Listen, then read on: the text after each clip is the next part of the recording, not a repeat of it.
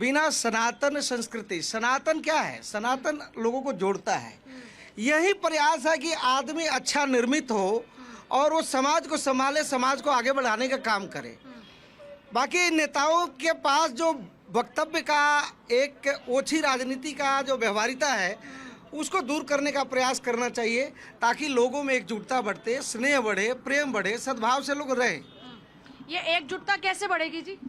जो law and order अच्छी तरह काम करेगा। लॉ एंड ऑर्डर कुछ करेगा या फिर हम भी कुछ करेंगे? नहीं, हमें तो करना ही चाहिए, साथ साथ लॉ एंड ऑर्डर करना चाहिए। तो कड़ी कार्रवाई की जरूरत, कड़ी कार्रवाई की जब भी ऐसा हो। जब भी ऐसा हो। हाँ जी, कैसे सुधरेंगे हालात? मैम, कानून अच्छा होना चाहिए देश का, एकदम सख्त और टाइट। बाहर कैसे देशों सख्त और टाइट में क्या होना चाहिए? हर चीज़ पे मैम, जैसे कि कहीं लड़कियों का छेड़छाड़ होता है उस पर कदम एकदम टाइट उठाना चाहिए। जैसे सजा देना है तो वैसे देना ही है। कानून तो अब भी बहुत टाइट ही है। टाइट है, मगर उसको लिए मैं काम इसमें नहीं एक बात करना। कहूंगा कि कानून बनाने से सब कुछ ठीक होने वाला नहीं है।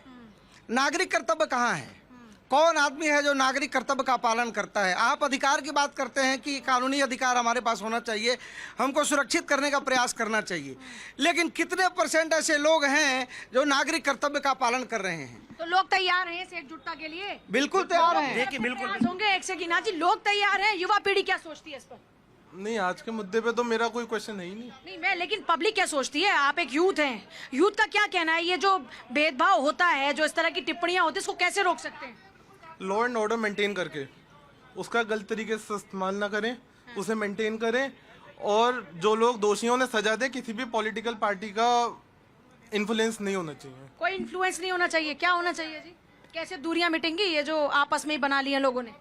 देखिए, अब ये सरकार जो कर रही है, जैसे कर रही है, यही जानती है, लेकिन ऐसा नहीं होना चाहिए। ऐसा नहीं, क्या होना चाहिए जी? ऐसा नहीं होना चाहिए।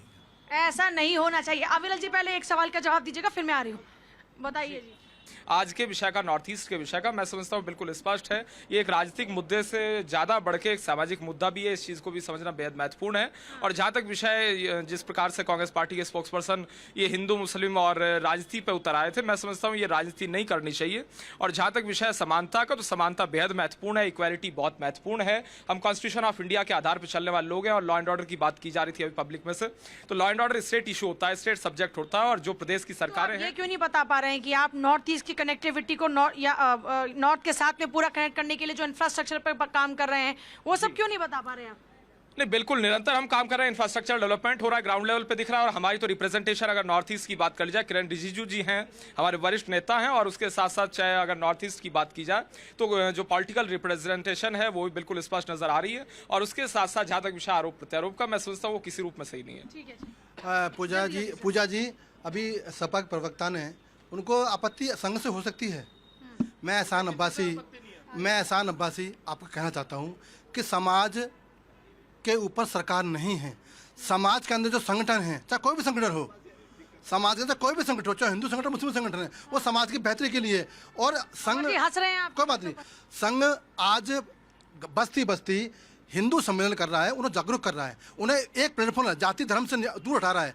तो कहीं ना कहीं वो संघ वो काम कर रहा है जो देश की रीट की डिमांड है, जो देश की डिमांड है, उसके लिए काम कर रहा है। सपा को, प्रवक्ता को दिक्कत हो सकती है संघ से, मुझे आपत्ति नहीं है उससे, लेकिन संगठन, जितने भी संगठन हैं, वो सरकार को चलाने में मदद देते हैं, वो समाज को सुधारने में मदद देते हैं। सरकार एक सिस्टम चला सकती है, लेकिन समाज को सुधारने के लिए समाज के संगठन को आगे आना होता है, और यही हिंदुस्तान की रीति है। नॉर्थ ईस्ट पे तो बात कीजिए, आज तो हिंदू मुसलमान की बात ही नहीं हो रही, आज तो रेसिज्म की बात हो रही है। भी नहीं हूँ मैं बिल्कुल हिंदू मुसलमान, भारत पाकिस्तान, इन मुद्दों से मैं दूर रहने वाला व्यक्ति। और एक बार उस पर ये भाई साहब अभी बोल रहे थे, राहुल जी हमारे, कि पहली बार देश में जो अब की बार इंफ्रास्ट्रक्चर में पैसा दिया, इनके अनुसार जो 50 लाख करोड़ का भारत का बजट है, सेंट्रल का बजट, इनका पता होना चाहिए कि 26 जनवरी 1951 को जब पहला सरकार बनने के बाद बजट पेश हुआ था, तो 500 करोड़ का बजट पेश हुआ था पूरे देश में। इनके अनुसार क्या था कि इतना सारा इंफ्रास्ट्रक्चर डेवलपमेंट एक साथ देश में 1951 में ही हो जाना चाहिए था, जबकि देश में रोटी कपड़ा मकान और किसानों के लिए अन्न के भी हमारे लाले पड़ते थे, शिक्षा चिकित्सा रोजगार की बात हुआ करती थी। और श्रीमान जी आप खड़े हुए थे, पहले तो आपने बड़ी अच्छी बात करी 2 मिनट पहले कि हमारी संस्कृति है, सनातन है, और 2 मिनट बाद फिर संस्कृत सनातन पे आगे बात करो, कॉन्स्टिट्यूशन ऑफ इंडिया पे, भारत के नागरिक पे। यहाँ पे रूल बनता है, पब्लिक डोमेन में डाल दिया जाता है, रूल बनता है, हिंदू मुसलमान के रूल बनाते हैं। आप करो भारत के नागरिक के लिए, ये IPC आई है, उस रूल का नाम दे देंगे ऐसा सेंसिटाइज करने करने के लिए और बेकार की बात है। यूसीसी पे भरोसा करेंगे ये? हाँ जी सुनिए, एक ही रूल सबके लिए होना चाहिए, इस पे बिलीव करते हैं ये? देखिए जहां तक ये यूसीसी नहीं यूजीसी की बात करो, uniform civil code. University, yes yes we do UCC. सुनिए, बच्चे नहीं पूछते। राहुल गांधी तो जर्नलिस्ट की जाति पूछ रहे थे। मैं कह रहा हूँ वो डुगडुगी बंद हुई है। देश में जाति जनगणना करना चाह रहे हैं, पूरे देश को बांटने की तैयारी कर रहे हैं। जाति जनगणना की शुरुआत कोई एजेंडा नहीं ये है। कह रहे जातिगत जनगणना की शुरुआत तो आप लोग कर रहे थे। पहले से हो रही है, जाति का जनगणना का पहले से इनसे तो जनगणना। जाति का जनगणना का पर्पस क्या है? देखिए मैडम, ये कराए चाहे आप कराए, जाति का जनगणना का पर्पस पहली बार नहीं है क्या? जाति का जनगणना पर्पस देखिए, पर्पस बड़ा स्पष्ट है। जितने भी रिसोर्सेज पूरे भारत में हैं, भारत के फेडरल स्ट्रक्चर में जितने भी स्टेट आते हैं, कितने लोग किस गरीबी रेखा के नीचे ऊपर। मेरे पापा जी अध्यापक रहे, मैंने बचपन से जनगणना होती देखी है। 2001 में मैं बताऊं, एक मिनट, पीडीएफ नहीं होने के पीछे कारण क्या था? कोविड का टाइम था, अभी जैसे समय उनसे निकले तो अब जनगणना की दरअसल है क्या, ये कांग्रेस को बड़े आसान से कोस देते हैं, पक्ष पार्टी को। क्या एसआईआर नहीं हुआ 2002 से? 2014 में सरकार आई, 24 में एसआईआर क्यों करा आपने? अभी सपा के प्रवक्ता कह रहे थे कि हम संविधान को मानते हैं। उस भीमराव अम्बेडकर की परिवार की बेटी को, मायावती को किसने मारने की कोशिश की थी? इनको थोड़े से ले जाने चाहिए कि भीमराव अम्बेडकर परिवार के, संविधान निर्माता की परिवार की बेटी, संविधान निर्माता की परिवार की बेटी 2019 में देखो ये 2019 में बहन जी ने हमारे साथ चुनाव लड़ा, इनके साथ चुनाव लड़ा। बसवासर किसको बोला है? हिंदुओं का या तो जाएंगे 200 साल। बसवासर किसको बोला? बसवासर कौन है? बसवासर कौन है? पूजा जी ये हमें लेक्चर देंगे जाति और उसकी पीडीए की बात करते हैं, उसके आगे पीछे इन्हें कुछ नहीं दिखता। आज का जो टॉपिक था कि नस्ल भेदी टिप्पणी ज्यादातर नॉर्थ ईस्ट के बच्चों पे क्यों होती है या लोगों पे जो यहाँ आए हैं।